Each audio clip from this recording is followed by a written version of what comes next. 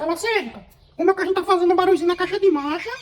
E quando eu piso na embreagem, ele para de fazer barulho. É o carrinho da Volkswagen. Piso na embreagem, ele para de fazer barulho. Quando eu solto, começa a fazer um barulho na caixa de marcha. Você aí que acompanha Bela Seca, quer saber qual é o motivo desse barulho na caixa de marcha da Volkswagen, da linha Volkswagen, todos eles tem esse barulhozinho na caixa de marcha com um certo tempo. Então quer saber o que é que ocasiona esse barulho? Acompanhe Bela Seca aí que eu vou estar mostrando pra vocês. Tá entendendo esse barulhozinho na caixa de marcha? E outra, não tem esse negócio de dizer, Eu vou deixar ali, rodar mais um pouquinho, depois eu ajeito, vou rodar mais uns dias. nada disso, meu irmão. Aí vai pegar aqui, ó, desmontar a caixa de marcha, tá entendendo? Já tá ali, ó, só os pedaços. Olha desse polo aí, ó. Pra que vai ter que desmontar essa caixa de marcha, Bela Seca? Por conta desse carinha aqui, ó. Tá vendo esse carinha aqui, ó? E esse aqui, ó. Rolamento duplo da caixa, ó.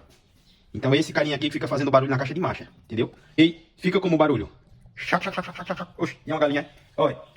Rolamento duplo. Você está dando pra vocês ouvir, ó. Ó. É quando você solta a embreagem do carro, que ele tá ali em neutro, fica essa mesma chacoalhada aqui. Chac, chac, chac, chac, chac. Ó. Se liga. Travou. Estava, ó. Olha.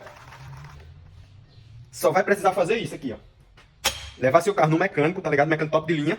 Pedir pra ele trocar o rolamento duplo. Primeiro você pede pra ele dar aquela velha analisada, que ele vai saber o que vai fazer. Trocar o rolamento duplo, botar um óleo novo da caixa de marcha, é lógico, né?